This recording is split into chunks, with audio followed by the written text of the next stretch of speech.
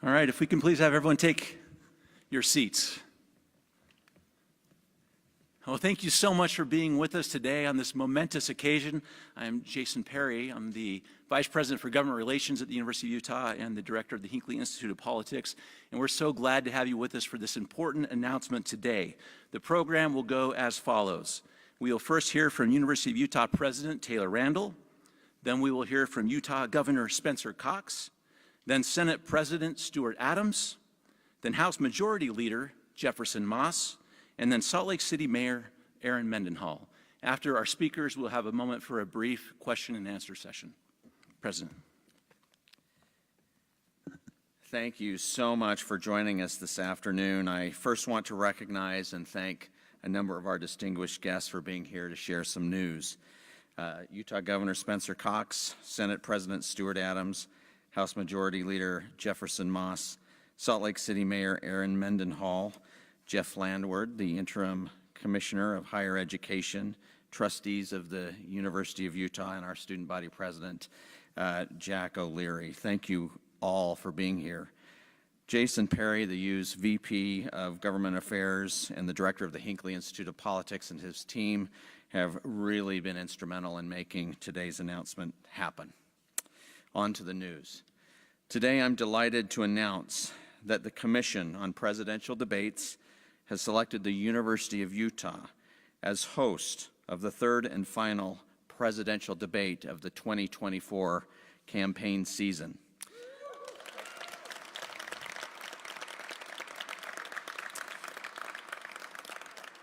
That debate will be held on October 9th, 2024. Will be held here in the Nancy Peary Marriott Auditorium at Kingsbury Hall and broadcast to literally hundreds of millions around the world. This is the second time that the Commission of Presidential Debates has chosen the University of Utah, the first being the 2020 vice presidential debate between Kamala Harris and Mike Pence. We're looking forward this time to hosting the main card without a pandemic and perhaps with fly abatement. Utah, again, is the only Western state selected to host one of the debates leading up to next year's presidential election.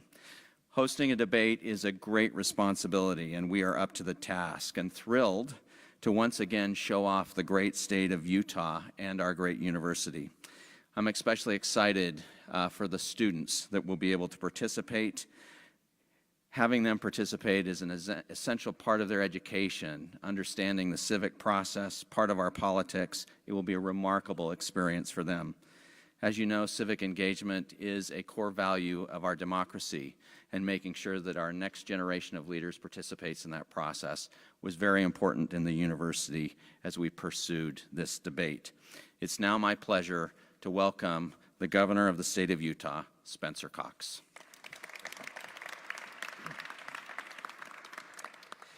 Thank you, President Randall, to you and your entire team. I think we probably do need to give a round of applause to Jason Perry and his team for their great work. Thanks, Jason.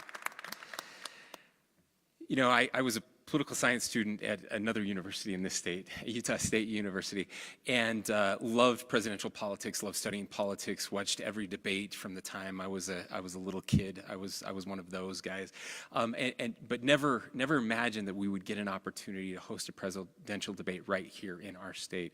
This is a huge deal and a huge honor to our state, to our capital city. Mayor, thank you for your incredible support, and of course to the University of Utah for their incredible leadership in making this happen. We have proven as a state that we are a place not just where debates can be held, but where all kinds of major events can be held, done the right way. We have the right people, the right volunteers. We're very professional in the way we do things. I'm especially excited for the last part that President Randall mentioned, the idea that our students will get an opportunity to have a civics lesson up close and personal. We certainly need more of that in our country, an understanding of who we are and why we are, the things that make our country great, the things that make our country not so great some days. And we tend to get a view of both of those when it comes to presidential politics and specifically to debates. I have the opportunity this year to serve as the chair of the National Governors Association and to work with my fellow governors on civic education, trying to make our society less polarized. I suspect that the debates and this next election will be very polarizing, as the last ones have been. I'm hopeful that Utah will get an opportunity to showcase our ability to do things a little differently. I was thinking back to the 2020 debates. We did have a gubernatorial debate the night of the first presidential debate, televised live right before as the lead-in. I didn't get a chance to watch that debate because we were just finishing up and then immediately cut to the presidential debate. But I can tell you, as both my opponent, Chris Peterson, and I were walking off the stage and talking to each other afterwards, we spent several minutes. Both of our phones started to buzz with texts that we were getting from people. Again, the presidential debate was happening in the background while we were chatting. He said, look what I just received, and I showed him some of what I had received. And they were texts from people that we knew, different people, his friends, my friends, saying, I can't believe what I'm watching right now, but I so appreciate the way you both debated each other without tearing each other apart and trying to make us hate each other more. It stood in I think, strict contrast to what we were seeing, and that certainly inspired people to see that there was a different and a better way to do this. Now, obviously, we don't have any say in how those debates go, but I'm excited that the commission recognize that Utah is a place where we care about our civic responsibility, where we will support, no matter what happens in these debates, we will support our ability to disagree, to have profound disagreement is really important, and to do it in the right way. And I suspect that in the lead up to this debate that's going to happen here, that there will be a lot of attention focused on Utah. And we have an opportunity to show the very best of Utah, our ability to work together to solve problems, our ability to work together to educate our kids, our people, our students, and our ability to disagree better, to disagree in the right way without tearing each other apart. So I'm so grateful to everyone that has worked so hard to bring this together, to show our young people the opportunities that are out there, to educate the future leaders of our country. I suspect that there's a real possibility that we'll have someone sitting in this audience from the state of Utah who may someday want to run for president. Young people who can see that there is a bright future ahead for our country and can make this country a better place. And I certainly hope that that's the case, because the future leaders are right here on this campus, and we're really proud of what's happening. So congratulations to Utah, congratulations to Salt Lake City, and a big congratulations to the University of Utah for pulling this off. Well done.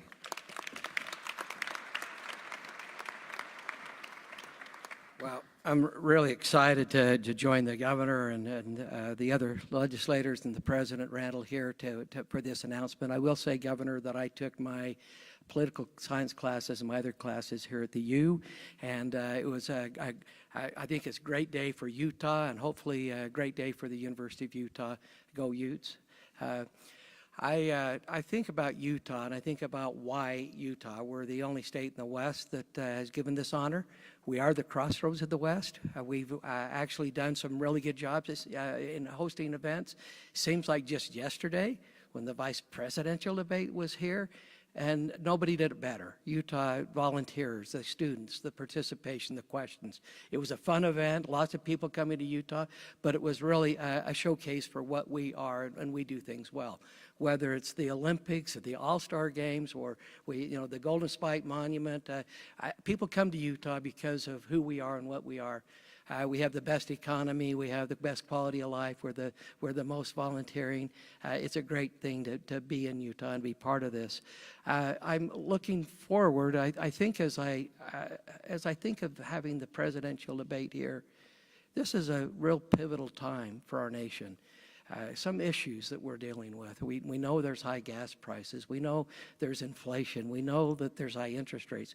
We're struggling looking at an economy that we wonder about. We look internationally. You can't think of, and we've all experienced and witnessed what's gone on in Israel.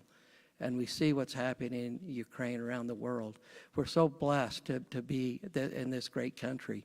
America is the hope for the future. They look to us for not only military support, but other support. We are the future. We are the hope of the future. This debate will be a great thing for Utah to showcase. And I think we can lead as Utah, and we can help not only be America be the hope of the future, but Utah's will be the hope of the future generations. So again, exciting to be here, exciting day. Thank you for being here.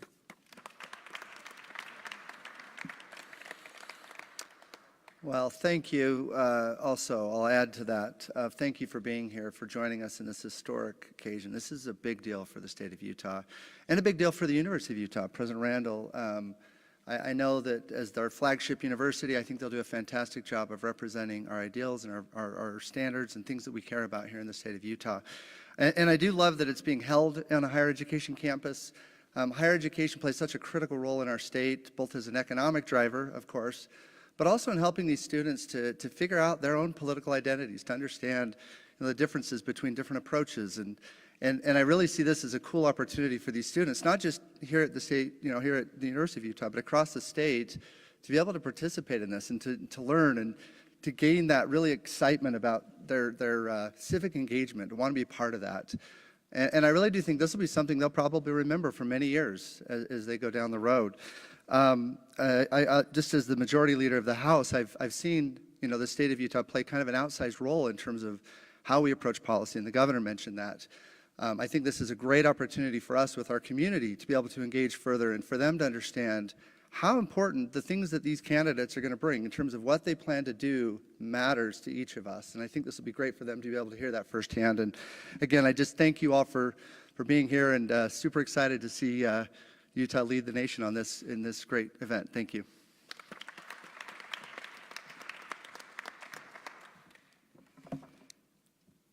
What a great day. As President just said, this isn't just the crossroads of the West anymore. With all of the announcements happening tomorrow morning, Governor and I will join the bid committee in our final presentation before the International Olympic Committee in hopes of securing a future Winter Games. It really feels like Salt Lake City and the state of Utah are the crossroads of the world. So much going on, so many big things happening here. And as this blue dot in a very red state, to stand here with my friends, even though we disagree on a great many things, we get along and we work hard. And I can imagine, Governor, disagree better t-shirts in the crowd here on the night of that debate, because I think the theme that you're leading governors across the nation with is permeating here locally. And it's something that I'm very proud of, and I'm proud of the way that you lead this state and that you cultivate this culture with your colleagues and with other leaders in the state like President Randall, that we always show up and we keep the conversation going. So we will welcome a rigorous debate here, flies or no flies, and that Utahns will show who we are and what we're good at, which is welcoming the world. And our Salt Lake City Police Department is ready and willing and able. We'll collaborate with the university's police to make sure that this is a very safe event for all of the visitors and residents who get to come. It just feels so good to have yet another thing for us to celebrate and show who we are to the world, and that we are ready. We're ready right now. So thank you for all of your partnership. Excellent work. Go Utes.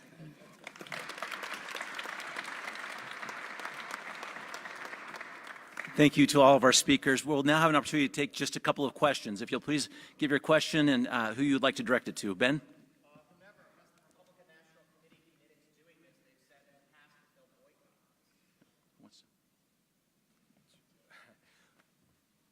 Ultimately, none of us on the stage have that kind of authority or ability to speak on behalf of those organizations.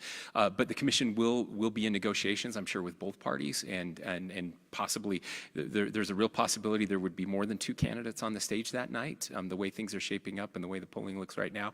And so I anticipate that there will be a vigorous discussion about that, about who's going to come and what that's going to look like. But we're certainly hopeful hopeful that all the candidates would show up. As President Adams said when we were having this conversation, who doesn't love Utah? Who wouldn't want an opportunity to come to Utah in October? Maybe I should add to it. We did a great job with the vice presidential debate here. It was fair. I think people enjoyed it, and also I think it showed what Utah could do with the questions and how people were treated. I think when they see that, again, who can turn down Utah? We did a great job in the past. We'll do a good job this time, and I think we'll wait to see what they decide.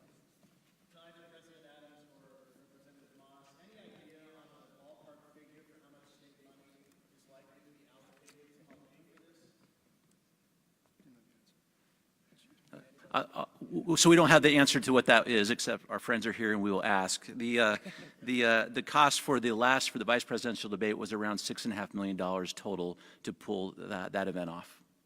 Is that estimated to be roughly similar this time, or do you have Yes, we would estimate it to be around that cost again.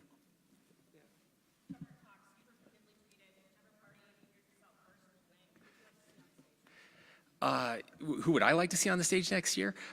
Anybody other than the two frontrunners right now. That's who I would like to see on the stage next year. In fact, I made the joke that maybe we'd do $10 million if they bring two new candidates. So I don't know. We'll figure it out. But yeah, I would love to see some new choices. And by the way, I'm not alone. Every poll that's been done over the past year has shown that Americans of both parties want to see two new candidates as well. And I certainly hope we get that opportunity. But again, we haven't even started that process. I have lots to say about how messed up that process is. I don't know why Iowa and New Hampshire get to decide for the rest of us. I think that's a terrible way to choose a presidential candidate, but nonetheless, that is the process in place, and so we'll work within that process and hope that by the time we get to October that we have some good choices for Americans. Any other questions? How long was the application process when you submitted? It was about 6 months.